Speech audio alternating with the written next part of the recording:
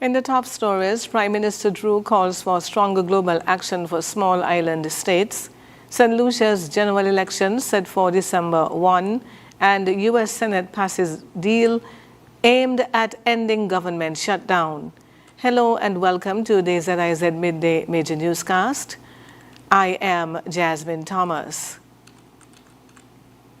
On the local scene, Prime Minister of St. Christopher and Nevis, the Honorable Dr. Terence M. Drew, today delivered a powerful address during the plenary of the 4th Summit of the Community of Latin American and Caribbean States and the European Union, urging leaders to uphold the Caribbean and Latin America as a zone of peace and to take decisive global action on climate change. Speaking before fellow heads of state and government in Santa Marta, Dr. Drew reaffirmed the Caribbean's historic commitment to dialogue, diplomacy, and regional stability, emphasizing that peace is a deliberate and necessary choice for development. Peace is not an abstract idea. It is what allows our societies to grow, to trade, to educate our children, and to dream free, the Prime Minister said. We therefore reaffirm our commitment to maintaining the Caribbean and Latin America as a zone of peace. Let this not be a slogan, but a solid pledge to resolve disputes and differences peacefully. Turning to the urgent issue of climate change, Prime Minister Drew expressed solidarity with Jamaica, Haiti, and Cuba, which have each faced devastating hurricanes in recent months, destroying decades of development gains. The Prime Minister also used Jamaica's recent experience as a stark reminder of how climate disasters can upend lives and economies in a single night, calling for greater urgency, fairness, and climate justice from the international community. He outlined the ongoing national response through St. Christopher and Nevis' Sustainable Island State Agenda, CISA, a long-term strategy to transform the Federation into a model of sustainability by the year 2040. Dr. Drew also called for deeper cooperation between CILAC and the European Union through private financing, technology transfer, and genuine partnerships that turn commitments into tangible results. In closing, the Prime Minister reminded world leaders of their shared moral responsibility to act together for humanity's survival. The Federation of St. Christopher and Nevis reaffirmed its strong support for the United Nations Educational, Scientific, and Cultural Organization, UNESCO, at the 43rd General Conference held in Samarkand, Uzbekistan. This was the first UNESCO conference to be held outside Paris in nearly 40 years. The session also coincided with the 80th anniversary of the organization's founding. Ambassador David Doyle, permanent delegate to UNESCO, delivered the national statement on the 4th of November, expressing appreciation for the specialized UN agency's work in support of the country's sustainable island strategy.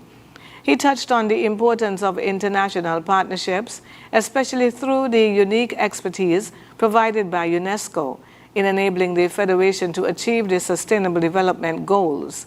The ambassador enumerated the contribution of UNESCO to St. Kitts and Nevis, referencing its meaningful guidance and advice on important education, sustainability, and biodiversity policy reforms in support of this national agenda.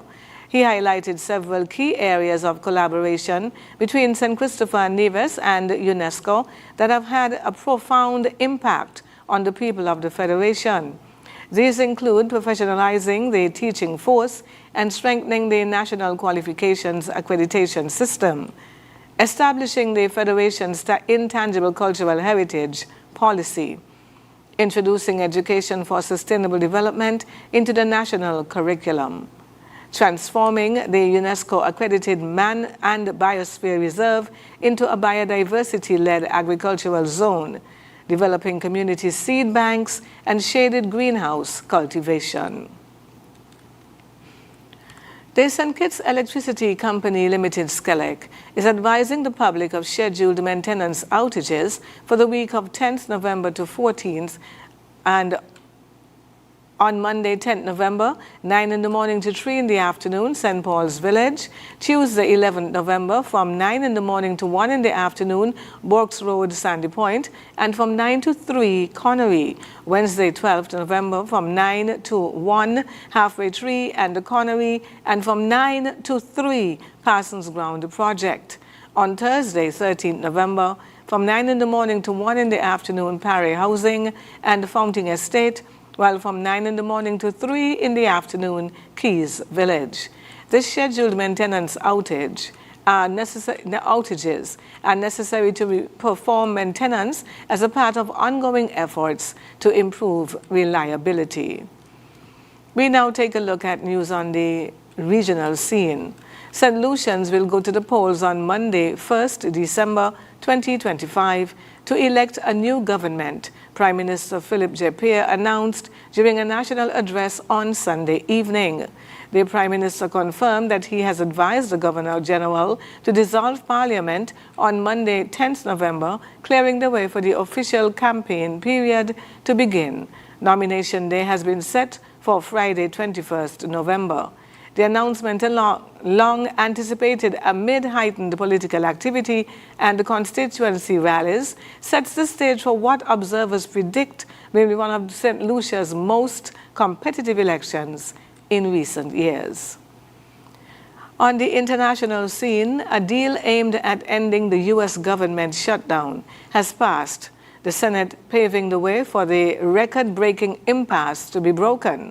After a weekend of negotiations in Washington, a minority of Democrats joined with Republicans and voted in favor of an agreement. The vote is a procedural first step towards passing a compromise to fund the government since it ran out of money on the 1st of October.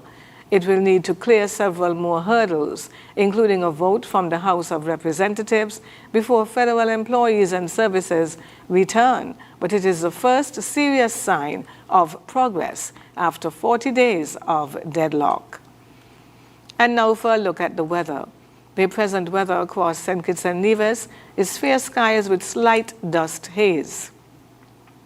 Winds a moderate breeze of 18 miles per hour from the east. Seas are 1.2 to 1.8 meters or 4 to 6 feet.